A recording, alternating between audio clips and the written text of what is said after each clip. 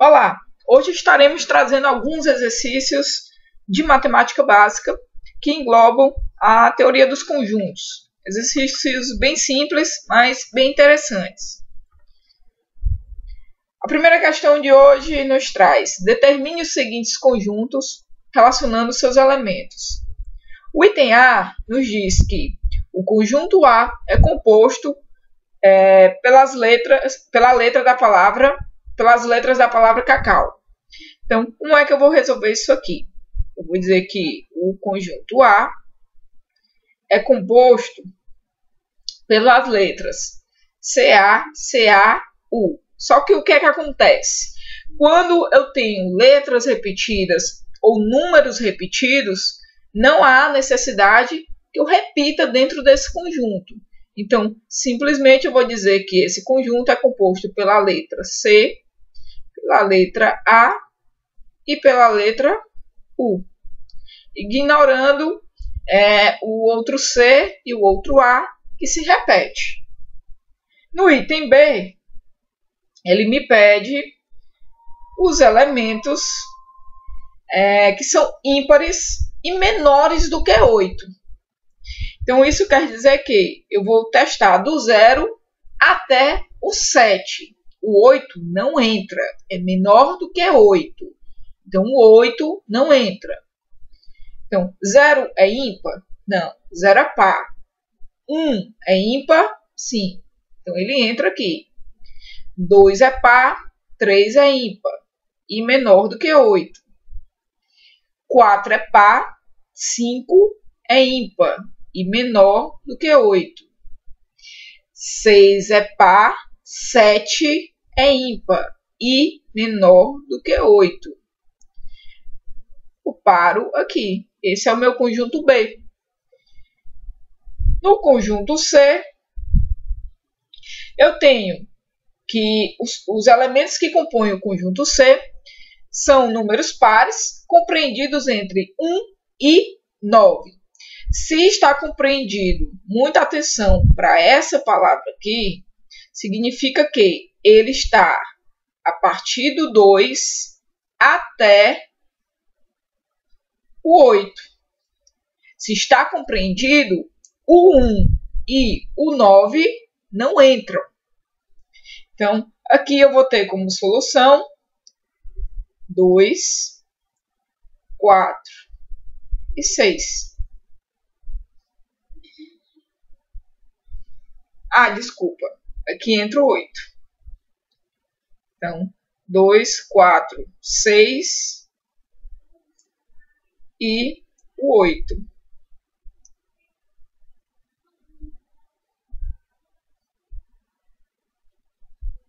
Então, o meu conjunto C é composto por 4 elementos. 2, 4, 6 e 8.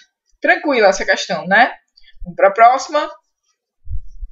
Determine os conjuntos X que satisfazem 1,2 que está contido em X, que está contido em 1, 2, 3 e 4. O que é isso? Ele quer saber quais são os possíveis subconjuntos, os possíveis conjuntos de X obedecendo a essa regra aqui que foi submetida. O que é que eu vou estar atento? Primeiro, ele está afirmando que 1,2 está contido em X. Isso quer dizer que, obrigatoriamente, o meu conjunto X ele vai ter os elementos 1, 2, porque eles estão contidos dentro de X. Pensando nisso, eu já tenho a minha primeira hipótese de conjunto. A minha segunda hipótese é a seguinte: ele afirma que os elementos de X estão contidos dentro desse outro conjunto aqui, que é composto pelos números 1, 2, 3 e 4. Isso significa que esse X ele vai ter, no mínimo, esses dois elementos. Mas vocês concordam comigo? Se ele está contido aqui dentro desse conjunto, ele pode ter todos esses elementos. Então, os outros possíveis conjuntos de x seriam sempre o 1 e o 2, não esqueça, e o 3. Isso aqui é uma outra possibilidade de conjunto. Uma próxima possibilidade de conjunto seria o 1 e o 2. Lembrem que esse 1 e 2 ele é obrigatório por causa dessa primeira partezinha aqui, ó, onde afirma que x contém esses números dentro dele. E o 4. Outra possibilidade seria o 1, o 2, o 3 e o 4. Então, eu tenho 4 possibilidades de conjuntos aí formados por esses elementos de x. Próximo. Dado um conjunto A, que tem os elementos 1, 2 e 3, determine o P de A. O que é esse P de A? Ele quer saber todos os subconjuntos que A pode ter. Então, vamos começar aqui, que eles são muitos. Então, A pode ter o subconjunto vazio. Eu posso não ter nada dentro de A. Eu posso ter o subconjunto 1, o subconjunto 2. Então, eu vou por ordem aqui para poder não errar. Subconjunto 3. Então, o que é que acontece? Todo conjunto ele pode não ter nada dentro. Então, eu já coloco aqui o vazio. Todo o subconjunto ele pode ser composto por um elemento, no mínimo, desse conjunto maior. Então, já coloco aqui eles sozinhos, o conjunto 1, subconjunto 2 e subconjunto 3. E agora eu vou fazendo os pares. Então, eu posso ter o subconjunto composto por 1 e 2. Eu posso ter o subconjunto composto por 1 e 3. Então, eu deixo essa base do 1 aqui e vou modificando o restante, para poder não esquecer de nenhum. Agora eu pulo, ó, terminei com 1, eu vou para o 2 e 3. E só para finalizar, o último subconjunto é o que é composto por todos os números desse conjunto. Então, esse aqui é o meu P de A. É onde eu destrincho todos os possíveis subconjuntos desse conjunto A que me foi dado. Próxima questão, ele me dá um outro conjunto A, composto pelos números 1, 3 e 5. Me dá um conjunto B, composto pelos números 0, 1, 2 e 4. Um conjunto E, composto pelos números 2 e 4. E um conjunto F, composto pelos números 3 e 5. Pede que eu faça o cálculo dos relacionamentos entre eles. Então, vamos aqui no conjunto A. Primeira coisa que eu tenho que trabalhar é o que tiver dentro do parêntese. Isso aí é uma regra matemática básica, todo mundo já tem que saber. Então, quem é que vai resultar do meu conjunto A união com o meu conjunto B? Então, eu venho aqui e digo que o A união B vai ser o 0. Lembra que números iguais não se repetem, então eu tenho um no A e um no B. Eu só preciso colocar ele aqui uma vez. 0, 1, 2, 4 e 5. Isso aqui, interseção com o conjunto E, que é composto por 2 e 4. Então, o que é que acontece? União, eu faço uma junção de todos os elementos. Interseção, eu vou ver somente quais são os elementos que são iguais. Então, a interseção desses dois conjuntos vai ser o próprio conjunto E, com os números 2 e o número 4. Próximo item. Novamente, eu trabalho dentro do parêntese, lembrando que ele tem prioridade.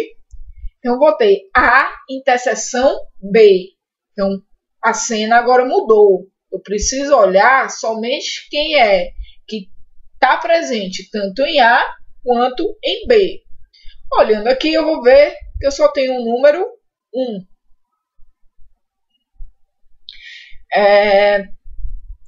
União com o conjunto F, que é composto pelo número 3 e 5.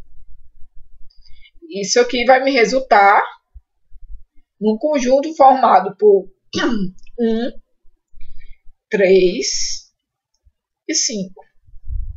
Tranquilo, né? Próximo item. Eu tenho 2 parênteses. Então, eu resolvo esse aqui primeiro.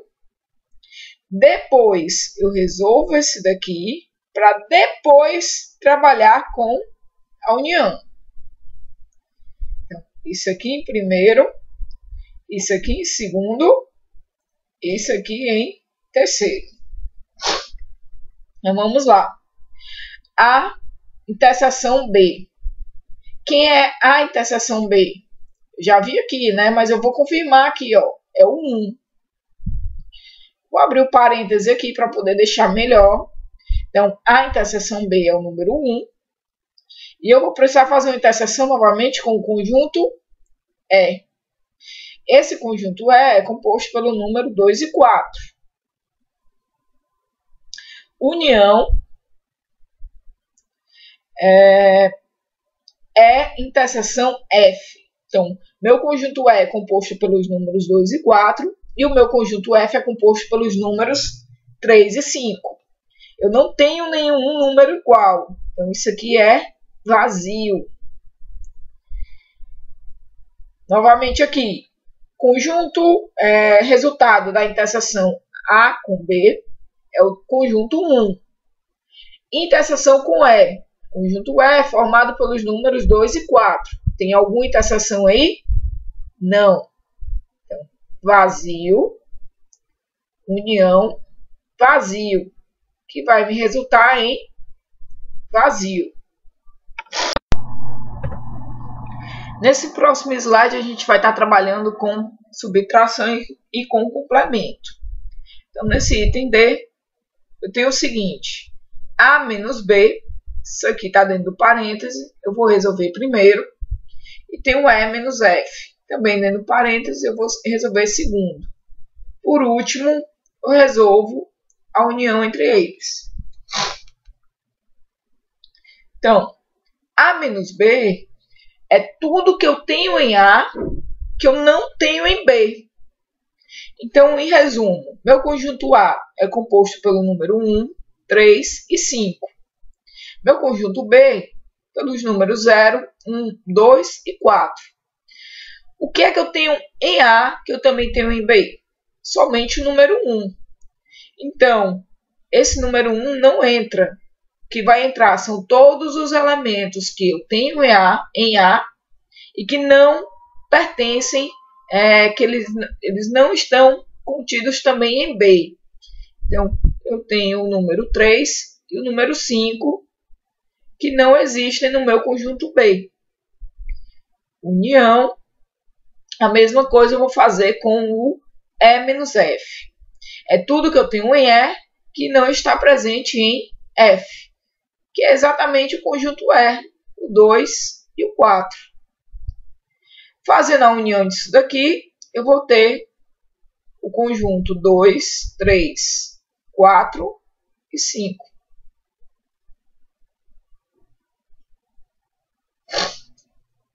No item E, eu tenho um complemento. Ele é bem parecido com a subtração. Quando eu digo que eu quero o complemento de B em E, significa o seguinte: eu quero tudo que falta em B para que ele se torne o conjunto E. Beleza?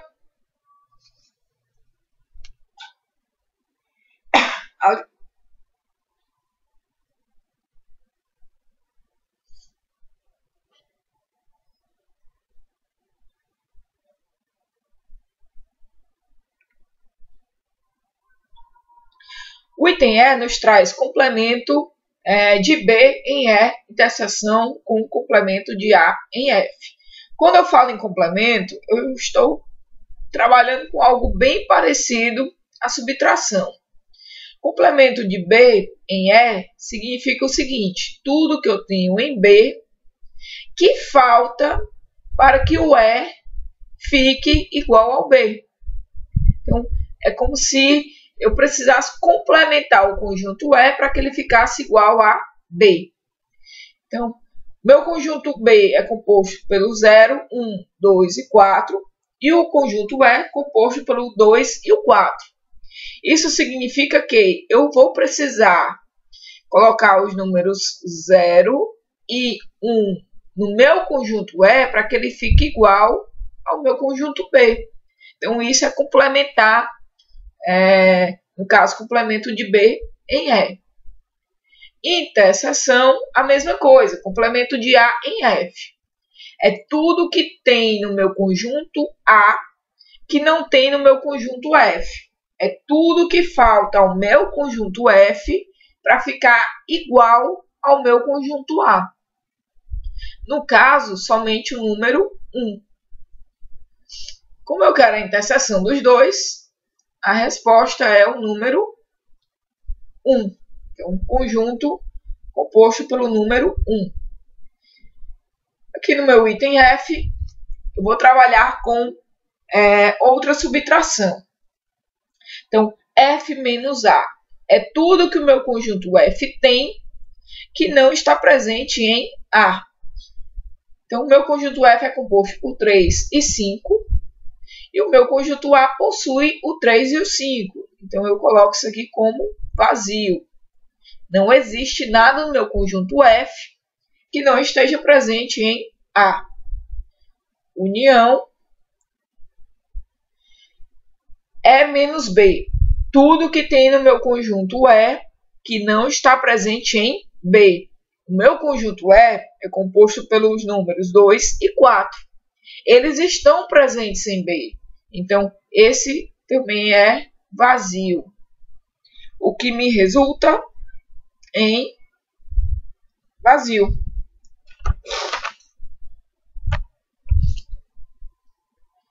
A próxima questão pede: associe V ou F a cada uma das seguintes afirmações, conforme ela seja verdadeira ou falsa.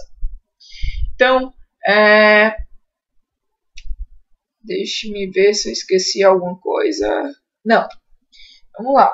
Ele está afirmando que o conjunto A está contido dentro da união do conjunto A com o conjunto B.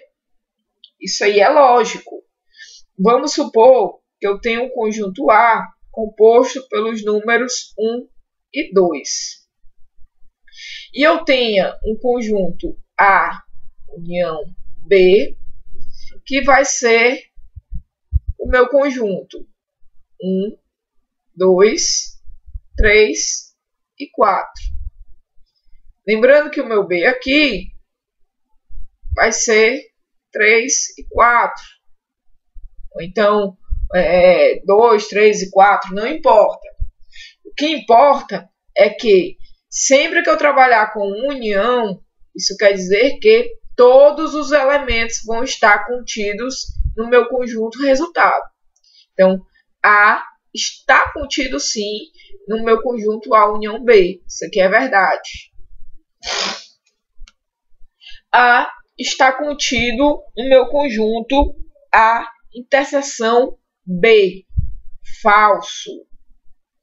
Voltando para esse exemplo aqui de cima, eu tenho os números 1 e 2. E no B, por exemplo, eu tenho os números 3 e 4. Isso aqui não me representa nenhuma interseção. Seria vazio. Ah, Mari, mas o conjunto B poderia ser, ao invés desse aqui, ele poderia ser 1, 2, 3 e 4, onde eu teria a interseção de 1 e 2, e seria o conjunto A. Sim, mas eu também poderia não ter nenhuma interseção entre eles. Então, isso aqui é falso. Isso aqui também vai... Aliás, isso aqui vai ser... Desculpa. A interseção B está contido em A. Isso aqui vai ser verdadeiro. Porque não importa qual seja a interseção, ela vai ter que estar presente dentro do conjunto A. Porque quando eu trabalho com interseção, eu estou dizendo que esse valor, esse número ou essa letra, ela tanto está presente no meu conjunto A quanto no meu conjunto B, para poder resultar nessa interseção. Então, com certeza, essa interseção ela vai estar contida no conjunto A.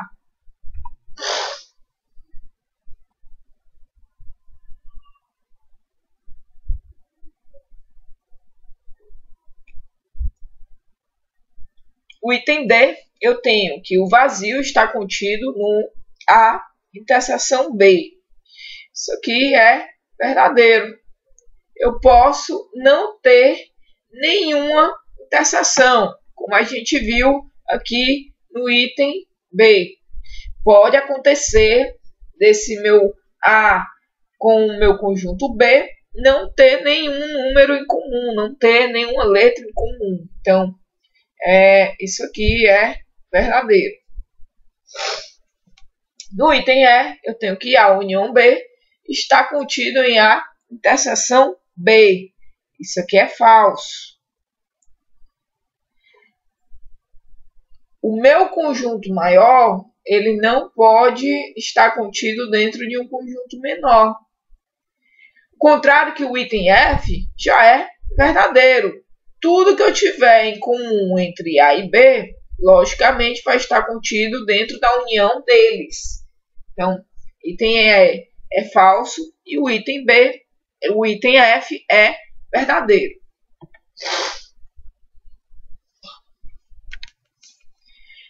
Próxima questão diz, sendo A o conjunto dos divisores naturais de 18 e B o conjunto dos divisores naturais de 30, escreva. Então, vamos lá. O conjunto A questão me diz que são os divisores naturais de 18. Então, são todos aqueles números por quais o 18 pode ser dividido. Então, 18 pode ser dividido por 0? Não, vai dar 0, então não é legal. 18 pode ser dividido por 1? Pode. Pode ser dividido por 2? Pode, ele é par. Pode ser dividido por 3? Pode. Pode ser dividido por 4? Não, ele não tem nenhum final. Os dois números eles têm que ser exatamente divisores de 4. Então, ele não consegue ser dividido por 4, resultando no número inteiro. Pode ser dividido por 5? Não, ele não finaliza por 0, aliás, por nenhum múltiplo de 5. Pode ser dividido por 6? Pode, porque ele é divisível tanto por 2 como por 3. Por 7? Não. Por 8? Não. Por 9? Pode. Por 10? Não. E 11, 12 também não. O próximo número vai ser por ele mesmo. Então, esse é o meu conjunto A. Meu conjunto B, ele diz que é o conjunto dos divisores naturais, isso quer dizer, inteiros, de 30. Então, eu vou fazendo os mesmos testes que eu fiz com o 18. Então, é divisível por 1, ele é par, então é divisível por 2, é divisível por 3, não é divisível por 4, termina em 0, então é divisível por 5, é divisível por 6, porque ele é divisível tanto por 2 como por 3 ao mesmo tempo. É divisível próximo por 10, por 15 e por ele mesmo. Então, esse é o meu conjunto B. Então, o conjunto dos divisores comuns de 18 e 30, ele aqui está me pedindo simplesmente se é o comum, tanto em 18 como em 30, é a interseção do conjunto A com o conjunto B. Então, eu vou ter os números 1, 2, 3 e 6. O máximo divisor comum de 18 e 30. Então, eu vou olhar aqui. Esse 30 aqui não entra, porque ele não tem aqui. Não é comum. 15 não é comum. 18 também não. O 10 também não é comum. 9 não é comum. Opa, encontrei aqui o maior. Máximo divisor comum entre eles. Então, no caso, a minha resposta é o número 6.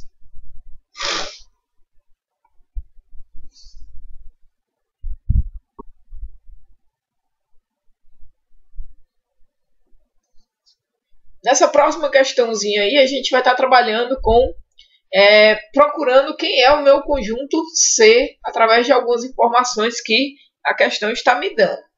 Então, a primeira informação que eu tenho aqui é que a união do meu conjunto A com B com o conjunto C vai ser um número que está entre 1 e 10.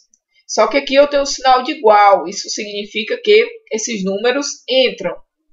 Então, meu conjunto vai ser o número 1, 2, 3, 4, 5, 6, 7, 8, 9 e 10.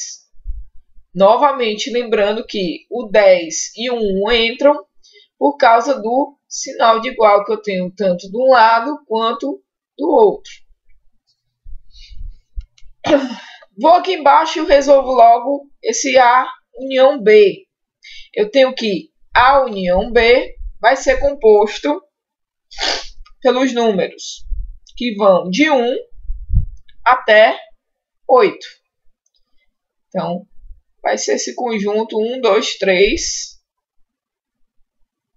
Vou pegar aqui, que eu sem querer errei. 4, 5, 6, 7. E o 8 também entra por causa do sinal de igual. Beleza, eu já sei de uma coisa. Que o meu conjunto C, eu vou anotar bem aqui, ele tem obrigatoriamente os números 9 e 10. Mari, como é que tu sabe disso? Porque aqui em cima eu tenho A união B união C. Estão notando algo parecido? Então, se eu retirar aqui o A união B com união... aliás, o A união B, eu retiro esses valores até aqui. Restando o 9 e o 10, que só podem ser no caso do C. Então, já tenho dois valores que eu encontrei da minha letra C. Aí, olha mais. Esse A, interseção B aqui, para mim, por enquanto, não vai interessar. Mas se eu vier aqui no A, interseção C, significa que são valores que eu tenho tanto em A quanto em C. Então, obrigatoriamente, eu vou ter esses valores lá no meu C, que é justamente o número 2 e o número 7. Já encontrei mais dois números aí do meu C. Indo para o B, interseção C, lembrando que interseção tanto tem que estar em um conjunto quanto no outro, significa que eu vou ter valores aí que obrigatoriamente vão estar no C. O 2 eu já tenho lá no meu conjunto, só me resta colocar o 5 e o 6. Pronto, o meu conjunto C é composto pelos números 2, 5, 6, 7, 9 e 10. Simples.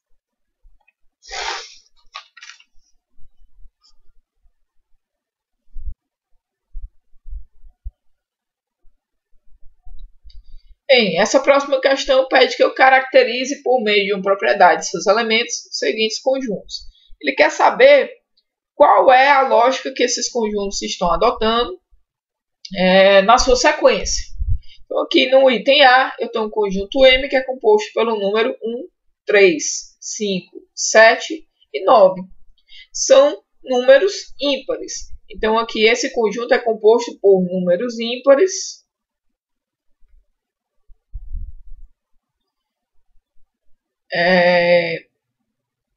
entre 0 e 10. Então, são números que estão entre os valores de 0 até 10, que são ímpares. Nesse item B, eu tenho a seguinte lógica. São múltiplos de 100. Aqui eu tenho 100 vezes 1. Aqui eu tenho o 100 vezes 2. 100 vezes 3. 100 vezes 4. Então, a sequência lógica desse conjunto é que eles são múltiplos de 100. No último, eu tenho números pares de 0 a 300. Facinho, facinho. Aqui eu poderia complementar no B, que são múltiplos de 100, de 100 a 400.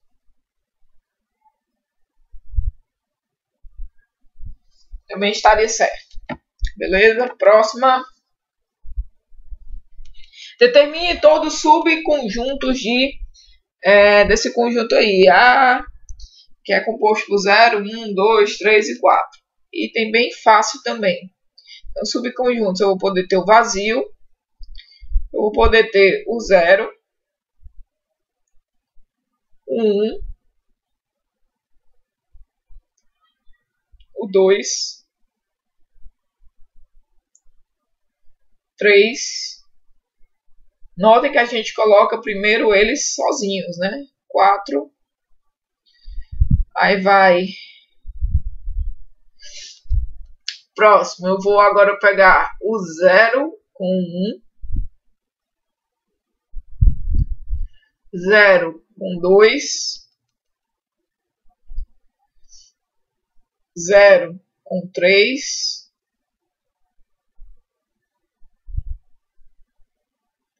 0 com 4. Terminou com 0, eu vou agora para 1 com o 2.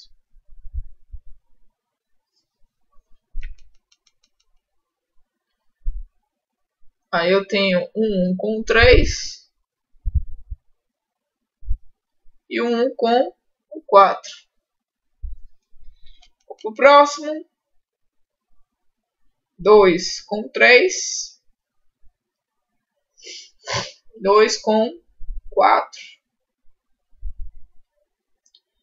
3 com 4. São vários subconjuntos. Aí vamos lá. Eu agora tenho 0, 1, 2, 0, 2, 3, 0, 3 e 4.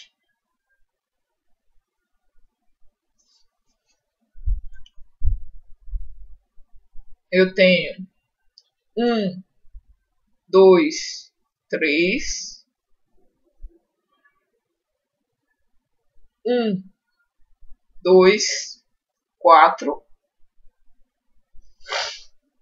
1, 3 e 4.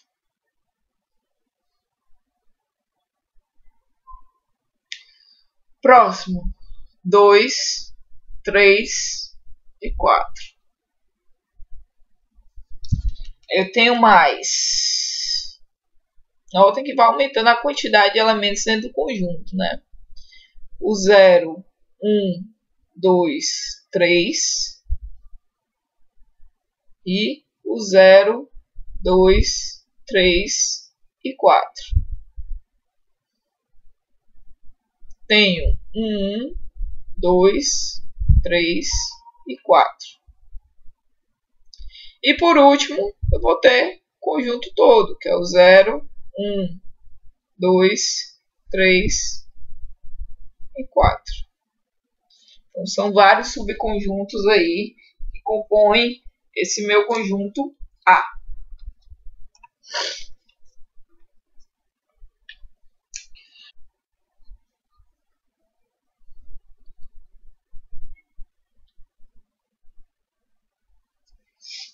Essa próxima questão nos traz: analisando-se as carteiras de vacinação das 84 crianças de uma creche, verificou-se que 68 receberam vacina SEIME, 50 receberam vacina contra sarampo e 12 não foram vacinadas. Quantas dessas crianças receberam as duas vacinas? Vamos anotar aqui os dados. Então, no total, eu tinha 84 crianças, das quais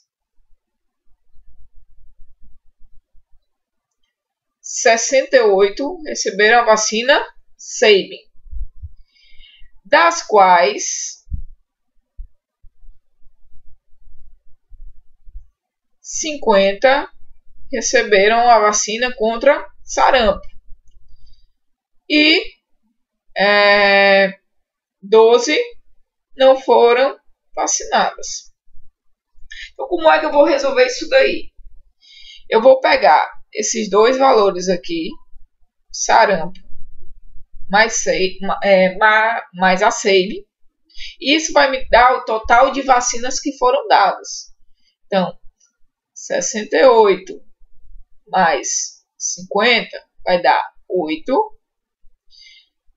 6 com 5 dá 11. Então, esse valor aqui corresponde ao total de vacinas. Mas lembrando que eu só tenho 84 crianças. Então, eu vou pegar o meu total de crianças menos a quantidade de crianças que não receberam vacina e vai me trazer o número 72. Aí o que é que vai acontecer? Eu tenho 118 vacinas que foram dadas a 72 crianças. Isso significa que, na melhor das hipóteses, 72 crianças tomaram ao menos uma vacina. O restante desse valor até 118 vai corresponder exatamente à quantidade de vacinas que foram dadas a mais para essas crianças. Então, 118 menos 72. 8 menos 2, 6. 11 menos 7, 4. Então, eu tenho o quê? 46 crianças receberam as duas vacinas. Beleza?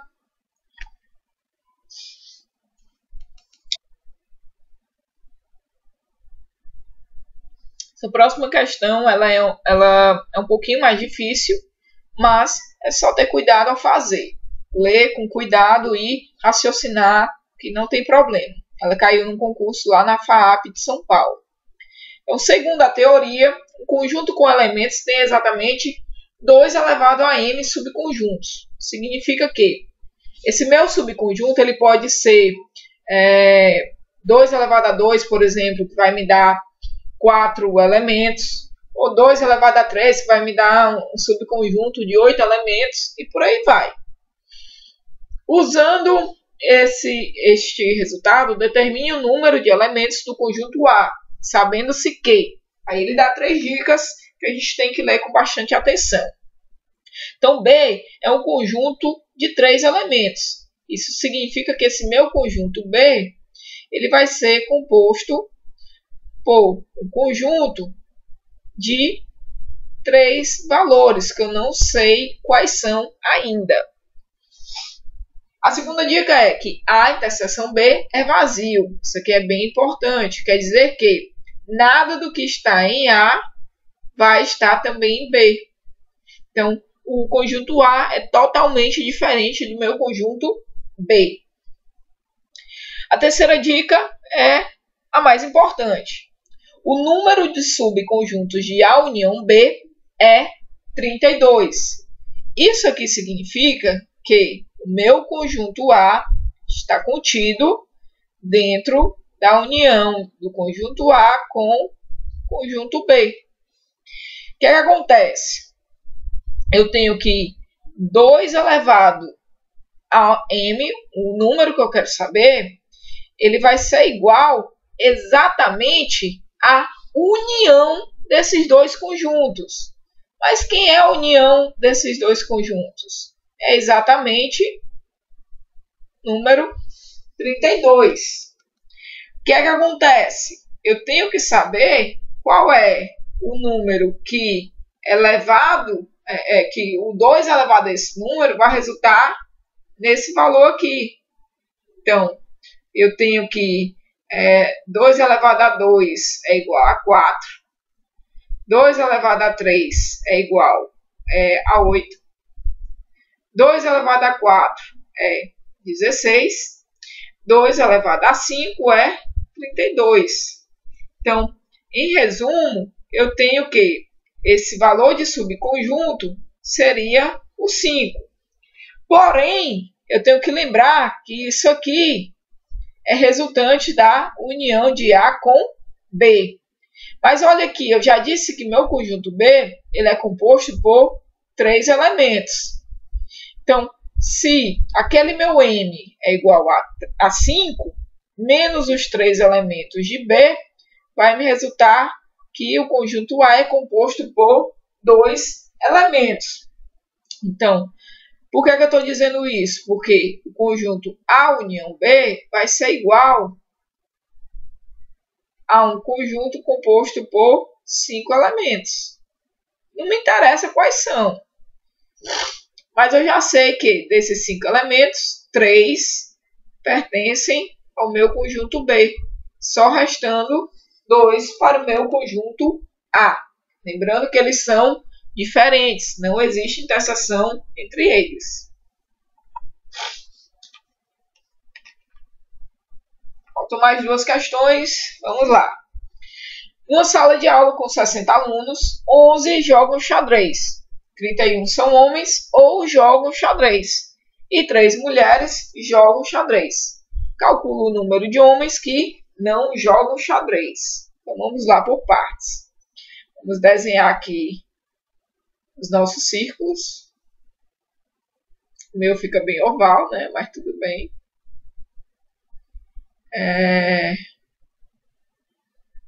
Vamos lá. Aqui eu tenho o círculo dos homens, mulheres e xadrez. Então, beleza. Vamos lá. Eu vou partir das interseções. Então, eu tenho aqui que 3 mulheres jogam xadrez. Então, isso aqui eu já vou matar. Eu vou dizer aqui que 3 mulheres jogam xadrez. Aí, bem aqui em cima, eu tenho o seguinte. 11 jogam xadrez. Ele não diz se é homem ou se é mulher. E tem o que? 31 são homens ou jogam xadrez. Então, significa o seguinte. Desse total aqui, que 11 jogam xadrez, eu vou ter que retirar essas 3 mulheres que já jogam xadrez aqui. Então, significa que 11 menos 3 me traz o valor de 8. 8 são homens que jogam xadrez. Então, esses 11 vêm para cá. Então, eu já tenho... Aliás, desculpa, que não é 11, que é 8. Deixa eu apagar aqui.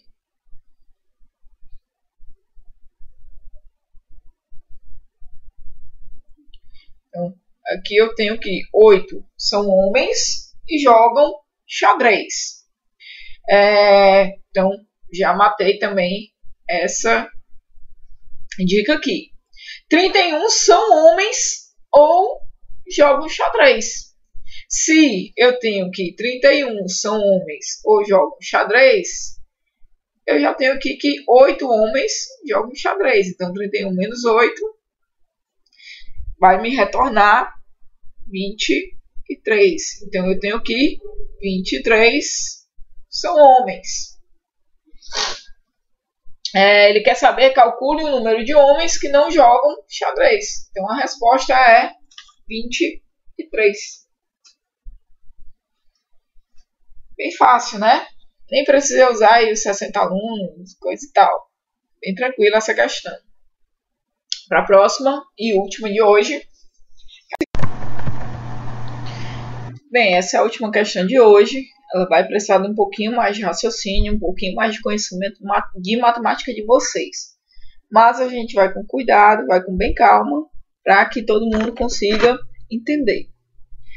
Vamos lá, considerando os pacientes com AIDS classificados em 3 grupos de riscos, então eu tenho os hemofílicos, os homossexuais e os toxicômanos.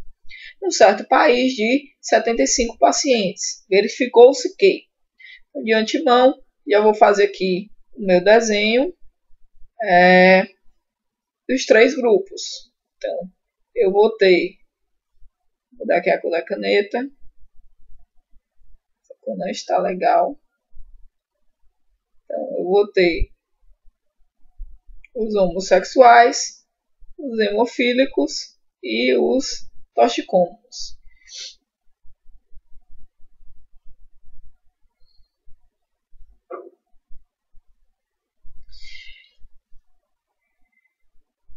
E ainda vou ter o grupo dos que não pertencem a nenhum desses 3 grupos. Então, vamos lá. Vamos começar pelas interseções, né? Então, 9 são homossexuais e hemofílicos, porém não são toxicômanos. Então, eles são homossexuais, são hemofílicos, mas não são toxicômanos. Então, eles entram nessa interseção bem aqui. 7 são homossexuais e toxicômanos, e não são hemofílicos. Então, eles entram nessa interseção aqui. 2 são hemofílicos e toxicômanos, e não são homossexuais. Então, eles entram aqui. 6 pertencem apenas ao grupo de risco dos toxicômanos. Como apenas significa que eles não têm interseção com nenhum outro grupo. Então, ele entra bem aqui. Até aí, tranquilo, né? O número de pacientes que não são apenas hemofílicos é igual ao número de pacientes que são apenas homossexuais. Então, aliás, o número de pacientes homossexuais é o mesmo número dos pacientes que são hemofílicos. Então, o número de pacientes que são apenas hemofílicos é igual ao número de pacientes que são apenas homossexuais. Eu não sei quanto aqui eu coloco um X. O número de pacientes que pertencem simultaneamente aos 3 grupos de risco, isso quer dizer que é nessa interseção no meio de todos os meus conjuntos, é a metade do número de pacientes que não pertencem a nenhum dos grupos de risco. Eu não sei quanto é o meu valor que não pertence a nenhum grupo de risco, então eu vou colocar aqui um Y. Então, aqui vai ser Y dividido por 2. Tranquilo até aí? A gente vai começar agora exatamente os cálculos. Deixa eu apagar aqui o meu apenas, que eu vou precisar sumir com esses valores aí, que eu vou precisar de espaço. Eu tenho que anotar aqui só o seguinte dado. 41 são homossexuais. Beleza? Então, eu vou sumir agora aqui com meus dados para poder fazer os meus cálculos. Então, vamos lá. O primeiro cálculo que eu vou fazer é calcular exatamente esse X aqui do homossexual e, por tabela, dos hemofílicos. Então, eu tenho o seguinte, que x mais 9 mais 7 mais y dividido por 2 vai ser igual a 41. Então, eu pego todos esses elementos que eu tenho aqui dentro do meu conjunto dos homossexuais, somo e ele vai me dar o valor de 41. Vamos simplificar isso aqui, deixar mais bonitinho, né? Então, eu tenho que x mais y dividido por 2 é igual a 41 menos 9 mais 7 vai me dar exatamente 16. Tenho que x mais y dividido por 2 vai ser igual a 41 menos 16, que vai me dar 25. Tenho que 2x mais y vai dar igual a 50. Então, eu pego esse 2 aqui, multiplico aqui no x e multiplico aqui no 25 para deixar mais arrumadinho. Então, nessa equação, tenho isso aqui de resultado. Beleza? Então, vamos lá. Minha segunda equação, eu tenho o seguinte, que o total de pacientes que foram analisados são 75. Então, a soma total aqui dos meus conjuntos vai dar 75. Então, eu já tenho aqui o meu conjunto dos homossexuais, deu isso aqui. Então, eu vou fazer o seguinte. X mais 9 mais y dividido por 2 mais 7 mais, isso aqui é o meu conjunto dos homossexuais, beleza? Mais x mais 2 mais 6 mais y. Isso tudo aqui vai me dar 75.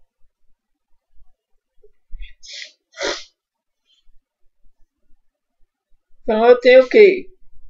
2x mais, eu junto esse x com esse x aqui, ó. Beleza? Então, 2x mais y dividido por 2 mais y, que é esse y bem daqui, mais esse aqui, mais 9 com 7 dá 16, mais 2 com 6 dá 8. Esqueci de algum valor? Não. Igual a 75. Então, eu tenho que 2x mais x dividido por 2 mais y, aliás, 2x mais y dividido por 2 mais y é igual a 75 menos 18 mais 16 mais 8 dá 24.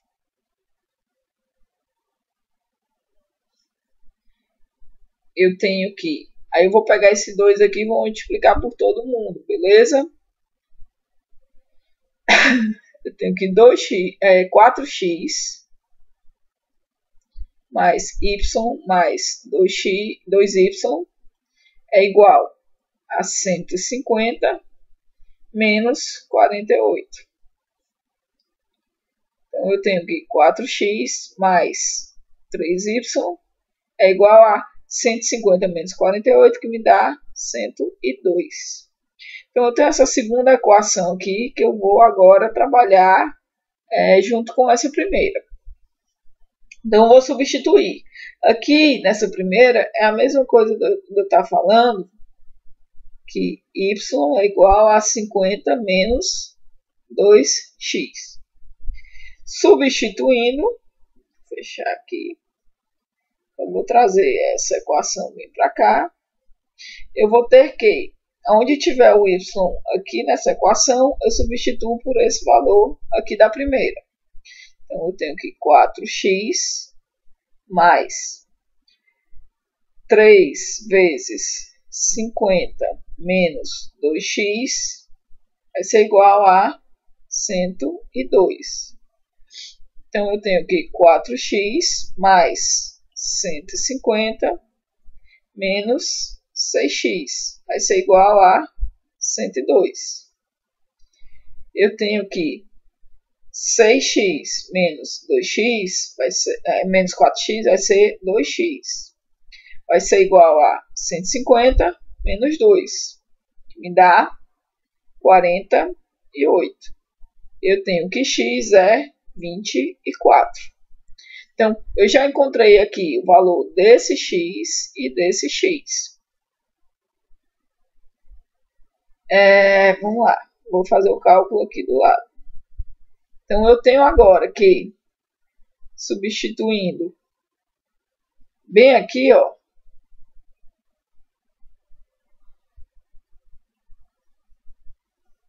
eu vou ter o seguinte: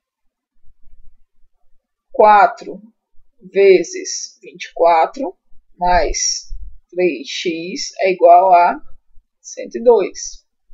4 vezes 24 dá 96, mais 3x dá igual a 102.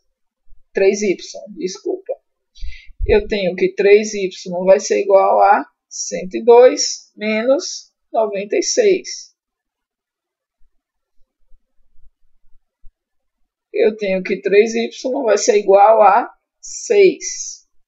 Então, y é igual a 2. O que acontece? Ele está pedindo, deixa eu lembrar aqui, quantos pacientes pertencem simultaneamente aos 3 grupos de risco. Ele não é metade de y? Então, metade de y, a minha resposta final vai ser 1. Ficou um pouco rabiscado, mas voltem aí no vídeo, deem uma olhada novamente, que realmente tem que fazer esse cálculo um pouco maior. Beleza? Próximo vídeo eu vou trazer a resolução das outras questões, não percam.